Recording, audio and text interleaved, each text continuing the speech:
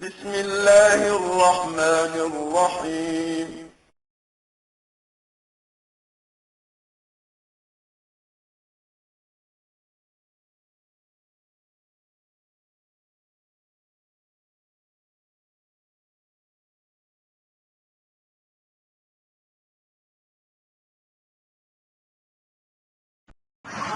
اعوذ باللہ من الشیطان الرجیم بسم اللہ الرحمن الرحیم اللہم صلی علی سیدنا مولانا محمد وعلی آل سیدنا مولانا محمد مبارک وسلم وصلی علیہ۔ آج ہم ترجمت حاضر ہیں اور سورۃ الانبیاء اس کی آیت نمبر 78 سے 81 تک آج انشاءاللہ ہم ترجمہ کرنے کی کوشش کریں گے۔ مختصر سا تعارف سورۃ الانبیاء کا کہ سورۃ الانبیاء جو ہے 29 اس کا نمبر ہے 21 نمبر سورت ہے یہ، اور اس کا نام ہے الانبیاء۔ نبی کی جمع ہوتی ہے الانبیاء کیونکہ اس میں متعدد انبیاء کا ذکر ہے، اس لیے سورت کا نام الانبیاء رکھا گیا ہے۔ اور اس میں ٹوٹل جو کم از کم 112 آیات ہیں اور 7 اس کے حضرت عبداللہ بن مسعود رضی اللہ تعالیٰ نے انہوں نے اس سورت کو الانبیاء کہا ہے، اس لیے اس کا سورت کا نام سورت انبیاء ہے۔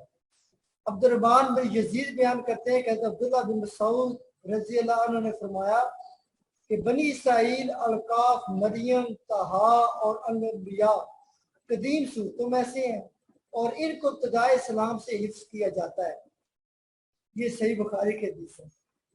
حافظ ابن حجر اسقلانی کے نے لکھا ہے کہ حضرت ابن مسعود رضی اللہ عنہ نے 5 مسلسل ایک دوسرے کے بعد آنے والی صورتوں کے نام ذکر کیے ہیں اور یہ سب صورتیں مکہ میں نازل ہوئی۔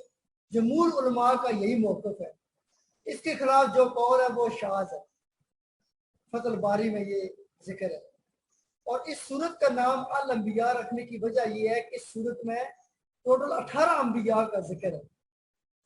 اکثر انبیاء علیہ السلام جو ہیں ان کے اسماء کے ساتھ جو ہے وہ ذکر کیا گیا ہے، لیکن بعض کی صفات القاب کا جو ہے ذکر کیا گیا ہے۔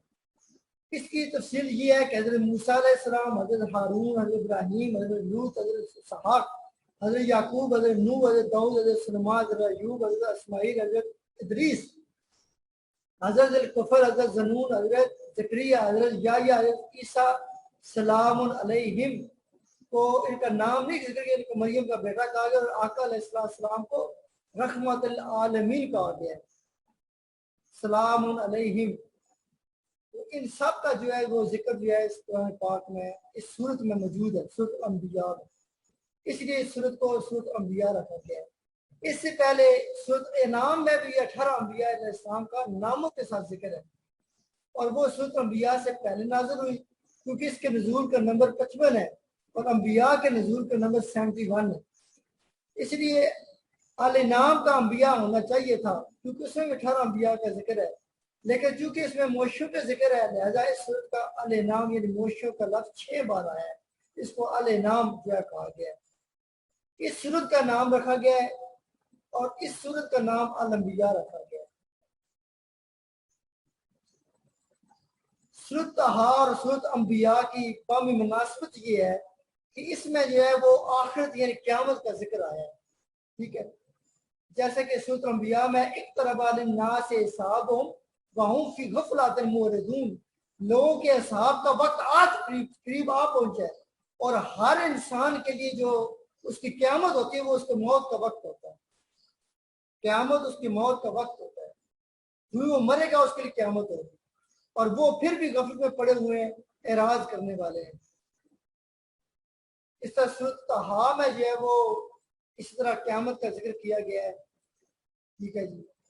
تو تھوڑا سا جو ہے وہ سورۃ انبیاء کے مقاصد اور مسائل اس میں جو بیان کیے گئے اس کے متعلق ہم گفتگو کرتے ہیں کہ اس سورت کا موضوع جو ہے عقائد اسلام ہے اور خصوصیت کا توحید، رسالت، قیامت یعنی مرنے کے بعد اٹھنا اور جزا و سزا کا بیان ہے، اور اس کی ابتدائی میں قیامت کا ذکر ہے اور اس میں انبیاء علیہ السلام کے قصص بیان کیے گئے ہیں، اور اس سورت کی ابتدا میں قیامت کے واقعوں سے ڈرانے والی آیات ہیں تاکہ لوگ لہو لعب اور یاد الہی سے غافل کرنے والی جن چیزیں مشہور ہیں ان کو ترک کر کے آخرت کی تیاری شروع کر دیں۔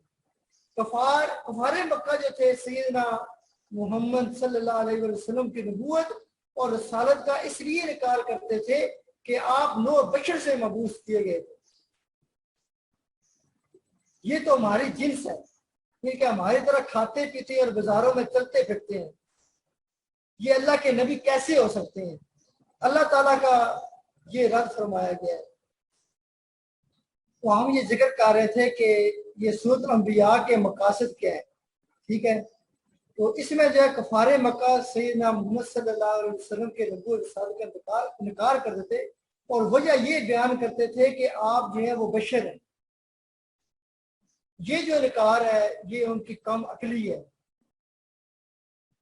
اس لیے کہ آقا علیہ الصلوۃ والسلام سے پہلے جو انبیاء گزر چکے ہیں وہ بھی تو جو ہے وہ بشری تھے، ٹھیک ہے؟ یہ کھانا پینا چلنا پھرنا، ٹھیک ہے، انسانوں میں ہی اللہ تعالیٰ جو ہے وہ انبیاء پیدا کیے ہیں، ٹھیک ہے؟ اور تاکہ انسانوں کی ہدایت جو ہے وہ انسانوں کو ہدایت جو ہے وہ مل سکے۔ یہ ان کا اعتراض جو ہے وہ وقتی طور پہ تھا، کوئی پائیدار اعتراض نہیں۔ دوسرا وہ اعتراض کرتے کہ پہلے جو قومیں تھی، پہلے جو انبیاء کرام تھے، ان کے جو ہے وہ جو معجزات تھے وقتی طور پہ تھے، وہ جب وہ چلے گئے انبیاء کرام کے ساتھ معجزے چلے گئے، لیکن آقا علیہ السلام جو معجزے کیے گئے وہ قیامت تک کے لیے رہیں گے، جیسے قرآن پاک ہے یہ قیامت تک کے لیے معجزہ جو رہے گا۔ پھر کفار کہتے ہیں کہ فرشتے اللہ تعالیٰ کی بیٹیاں ہیں، ان کے اس سوال کا بھی رد کیا گیا اور بتایا گیا فرشتے تو اللہ تعالیٰ کے تاغذار بندے ہیں، مخلوق ہے، تاغذار مخلوق میں ایسے ہے۔ پھر اللہ تعالیٰ بھی اولویت پر دلائل قائم کیے، اس نے آسمان و زمینوں کو پیدا کیا، دن و رات کا سلسلہ قائم کیا، زمین کو قائم کرنے کے لیے اس کے اوپر پہاڑوں کو نصب کیا، اور ابھی توحید پہ دلیل قائم کی۔ اگر متعدد خطا ہوتے زمین اور آسمان پوری کائنات وجود میں نہیں آ سکتی، اور جب قیامت آئے گی ہر چیز فنا کی جائے گی، صرف اللہ تعالیٰ کی ذات باقی رہے گی۔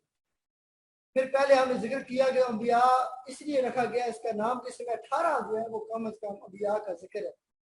انبیاء علیہ السلام قصص کو ذکر کرنے کے بعد بیان کیا کہ تمام انبیاء علیہ السلام کا مقصد وحید یہ تھا کہ لوگوں کو اللہ تعالیٰ کی عبادت کی دعوت دی جائے، اور لوگ اللہ تعالیٰ کی عبادت کرتے ہیں ان کو آخرت میں ثواب اچھی جزا کی بشارت دی جائے، اور جو لوگ اللہ تعالیٰ پر ایمان نہیں لاتے، اس کی نافرمانی کرتے ہیں، ان کو آخرت کے عذاب کی وعید بھی سنایا جائے۔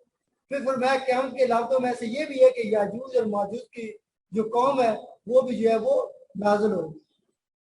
اس طرح اس سورت کا اختتام جو ہے آقا علیہ السلام کو وما ارسلناک الا رحمۃ للعالمین، یہ آیت جو ہے اس کے مضمون پہ ختم کیا گیا کہ اور آپ کی طرف یہ وحی کی گئی کہ عبادت کا مستحق واحد لا شریک ہے، وہ رب العالمین ہے، وہ تمام جہانوں تمام عالموں کا رب ہے، لیکن جو آقا علیہ السلام رحمت العالمین ہے، اس لیے کہ جہاں جہاں ربوبیت ہوگی، جہاں جہاں اللہ تعالیٰ کی ربوبیت ہے، وہاں بعد جو ہے وہ آقا علیہ السلام کی رحمت العالمین، وہاں رحیمی بھی ہے آپ کی، آپ رحمت العالمین بھی ہیں۔ تو ہم اعوذ باللہ من الشیطان الرجیم، بسم اللہ الرحمن الرحیم۔ وَدَاوُودَ وَسُلَيْمَانَ إِذْ يَحْكُمَانِ فِي الْحَرْثِ إِذْ نَفَشَتْ فِيهِ غَنَمُ الْقَوْمِ وَكُنَّا لِحُكْمِهِمْ شَاهِدِينَ۔ واہ اور واہ کا معنی کیا ہوتا ہے؟ اور یہ رفع عطف میں ایسی ہے، رفع عطفہ بھی سے کہتے ہیں۔ داؤد اور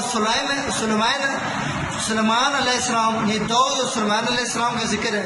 اس کا مطلب جب یا کو مان ہے، یا کو مان میں ہوتا ہے وہ فیصلہ کرنے لگے، یہ فعل مضارع ہے۔ فی میں ہر سے کھیتی کہتے ہیں۔ جب نفشت کا معنی کیا ہوتا ہے کہ جب جو ہے وہ رات میں چر گئی، رات میں جو ہے وہ ان کا مالک نہیں تھا اور وہ اس کھیت میں گھس گئی تھی اور اس کو تباہ و برباد کر دیا تھا، تو اس کا فیصلہ جو ہے وہ کرنا تھا۔ فی ہے اس میں غنم کہتے ہیں بکریاں، القوم ایک قوم کی، وَكُنَّا لِحُكْمِهِمْ شَاهِدِينَ، اور تھے ہم ان کے فیصلہ کے گواہ۔ یہ وہ جو فیصلہ کہتے ہیں اللہ تعالیٰ کہتے ہیں ہم اس جو ہے وہ فیصلہ جو کرنے کا داؤد علیہ السلام ہم اس کے گواہ تھے۔ فرمایا ففہمنا، ففہم، فا پس، فا کا مطلب پس، فہم، فہم سے ہے سمجھا دیا، نہ ہم نے آپ اسے، یہ اس کا جو واقعہ تھا اس کو وہ جو حکمت کا جو فیصلہ کرنا تھا اس کا ہم نے سمجھا دیا سلیمان علیہ السلام کو. وَكُلًّا، اور انہیں جو ہے وہ آتینا، ہم نے عطا کی، ٹھیک ہے، حکماً، حکمت، و علم، اور علم، اور ان کو ساری کی ساری، کلن صحیح ہے، یہ ساری کی ساری ان دونوں کو ہم نے حکمت اور علم عطا کیا. وسخرنا، اور ہم نے مسخر کر دیا تھا، ماں ساتھ اس کے، داؤد علیہ السلام کے ساتھ، جبال کو بھی، یہ پہاڑوں کو بھی، یسبحنا، یہ فعل مضارع ہے یا جو ہے وہ علامت ہے، سبح یسبح ہوتا ہے تسبیح کرنا، یسبحنا وہ تسبیح کرتے تھے، والطیر، اور پرندے بھی جو مسخر کر دیے تھے، وکنا فاعلین، اور کننا، اور ہم ہی تھے، فاعلین ایسا کرنے والے. اب اس کا ذرا بامہرت ترجمہ آپ دیکھ لیں. اور داؤد علیہ السلام اور سلیمان علیہ السلام کا قصہ یہ بھی یاد کریں جب وہ دونوں کھیتی کے ایک مقدمہ میں فیصلہ کرنے لگے. جب ایک قوم کی بکریاں اس میں رات کے وقت بغیر چروائے کے گھس گئی تھی اور اس کھیتی کو تباہ و برباد کر دیا تھا، اور ہم ان کے فیصلہ کا مشاہدہ فرما رہے تھے. اگلی آیت فرمایا چنانچہ ہم انہیں سلیمان علیہ السلام کو وہ فیصلہ کرنے کا طریقہ سکھا دیا تھا، اور ہم نے اس کو سب کو حکمت اور علم سے نوازا تھا، اور ہم نے پہاڑوں اور پرندوں تک کو داؤد علیہ السلام کے حکم سے ان کے ساتھ پابند کر دیا تھا، اور سب کے ساتھ مل کر تسبیح کرتے تھے، اور ہم بھی یہ سب کچھ کرنے والے تھے.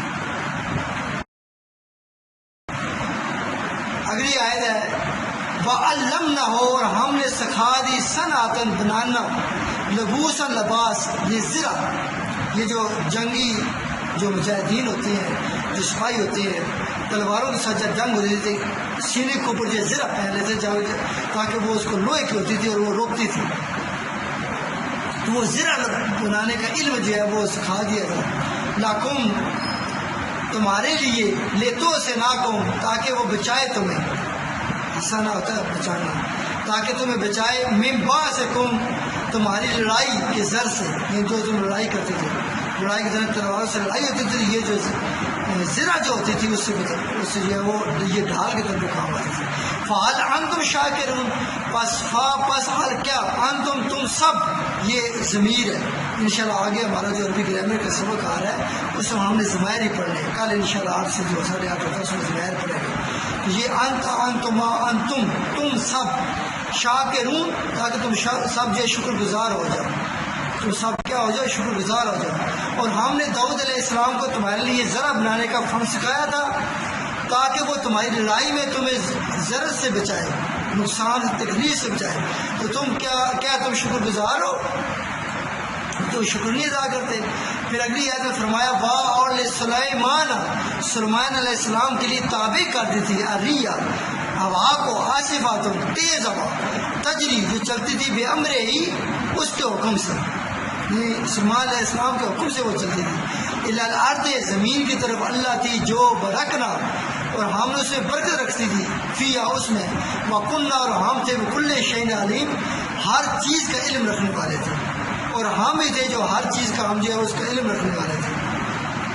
اور اس کا ترجمہ بابرہ دیکھ رہے ہیں. اور ہم نے سلیمان علیہ السلام کے لیے تیز ہوا کو مسخر کر دیا جو ان کے حکم سے جملہ اطراف و کناف سے اس سرزمین شام کی طرف چلا کرتی تھی، جس میں ہم نے برکتیں رکھی ہیں، اور ہم ہر چیز کو خوب جاننے والے ہیں.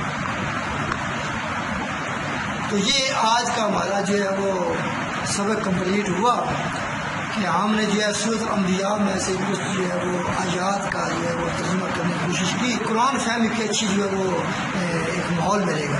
تو اللہ تعالیٰ سے دعا ہے کہ اللہ تعالیٰ آپ کو قرآن پاک کے ساتھ اس طرح جوڑ کے رکھے جس طرح حضرت علی علیہ السلام کے بارے میں فرمایا تھا کہ القرآن ما علی و علی و ما القرآن، یہ قرآن علی کے ساتھ ہے، علی قرآن کے ساتھ ہے، اس کے ظاہری اور باطنی معنی سب کچھ آتے ہیں. ما علینا الا البلاغ المبین.